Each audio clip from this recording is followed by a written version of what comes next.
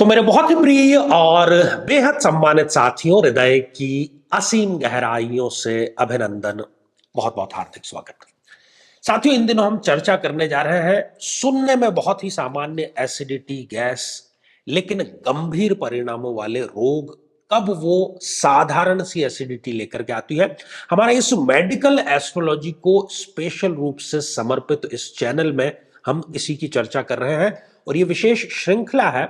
यदि अभी तक आपने अपने लग्न से संबंधित एपिसोड नहीं देखा है तो जाकर के जरूर देखना चाहिए। और आज इस एपिसोड में हम चर्चा करने जा रहे हैं कि मीन लग्न में कब यह समस्या आती है। साथियों, मैं अपने हर एक वीडियो में आपको ये कहता हूं, ये निवेदन करता हूं, चैलेंज भी आप उसको कह सकते हैं कि आप हमारा एपिसोड देखते समय अपनी जन्म पत्रिका अपने सामने खोल करके रखिए, तभी आपको ज्योतिष विज्ञान की सटीकता पर, उसके जादू पर एक प्रकार से आपको यकीन हो जाएगा।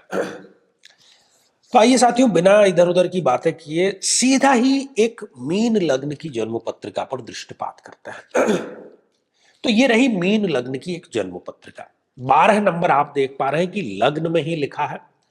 12 नंबर से जन्म पत्रिका का प्रारंभ हो रहा है, तो हम इसको कहते हैं कि ये मीन लग्न की जन्म पत्रिका है।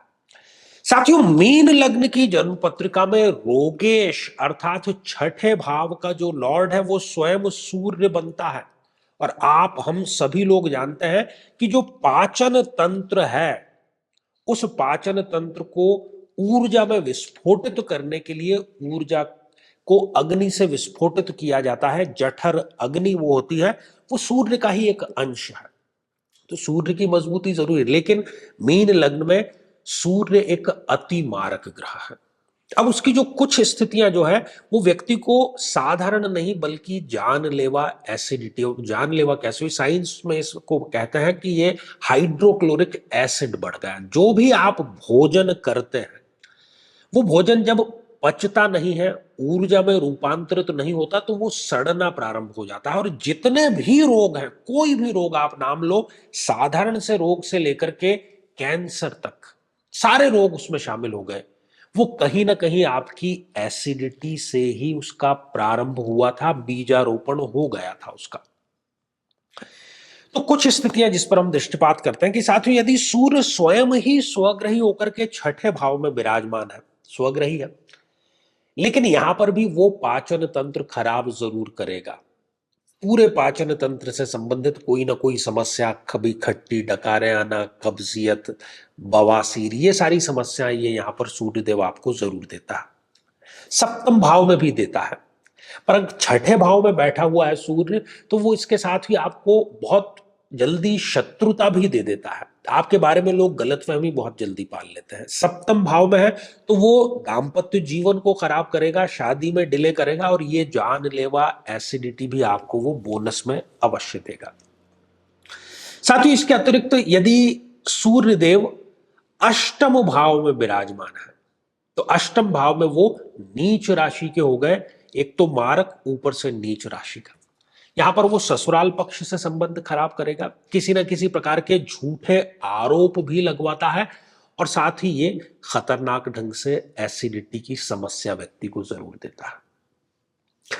साथियों, यदि यही सूर्यदेव 12th हाउस में विराजमान हो, गंभीर एसिडिटी की समस्या तो देगा ही, साथ ही वो आपके जो अस्पताल के खर्च हैं, डॉक्टर के खर्च हैं, उसको बेतहाशा बढ़ा देगा। आपको लगेगा कि क्या मैं शायद डॉक्टर को देने के लिए ही पैसे कमाता हूं।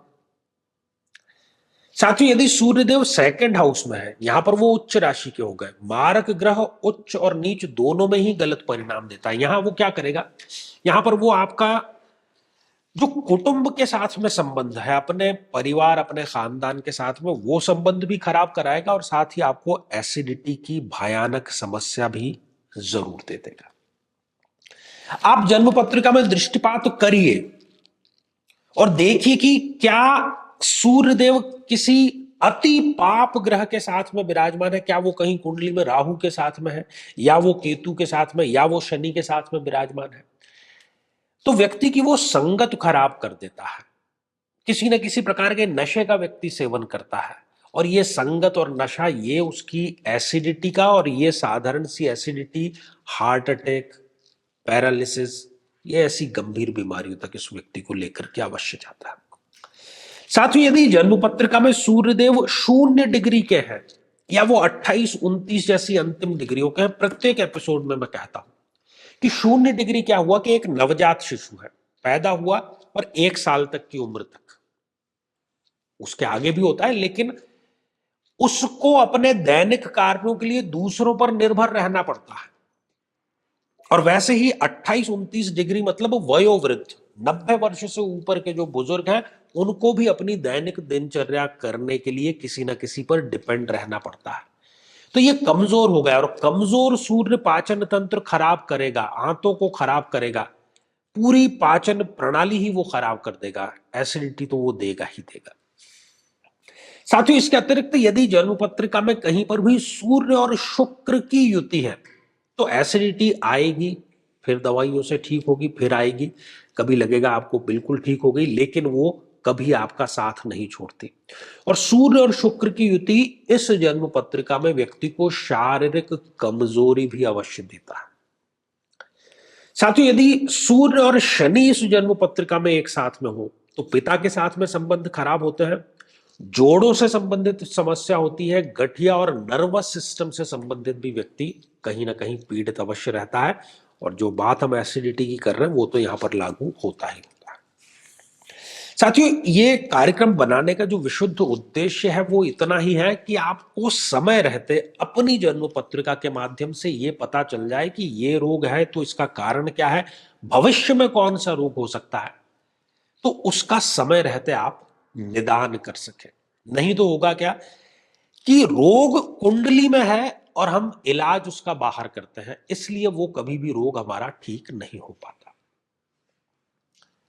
अब इसका इलाज क्या है साथियों, आपने, मैं समझता हूं कि कुंडली खोल करके एपिसोड देखा होगा, तो जिस किसी ग्रह की वजह से यह, सूर्य के अलावा भी हमने शुक्र, शनि, राहु, केतु, इन सब की भी चर्चा की है, तो उस ग्रह विशेष से अभिमंत्रित जल का यदि नियमित रूप से सेवन किया जाता है तब ही वो जड़ मूल से रोग नष्ट होगा, अन्यथा वो रोग नष्ट नहीं हो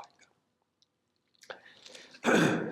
तो साथियों, यदि आप भी चाहते हैं कि आपकी कुंडली का संपूर्ण विश्लेषण हो, समस्या का समाधान हो, तो आगामी समय में मैं स्वयं इन शहरों में उपस्थित रहूंगा। आप समय लेकर के मिल सकते हैं या फिर टेलीफोनिक या वीडियो कॉल के माध्यम से भी आप जुड़ सकते हैं। तो आज के लिए केवल इतना ही, और इसी मंगल कामना के साथ में कि आप सभी स्वस्थ, समृद्ध और शांतिपूर्वक जीवन व्यतीत करें। नमस्कार।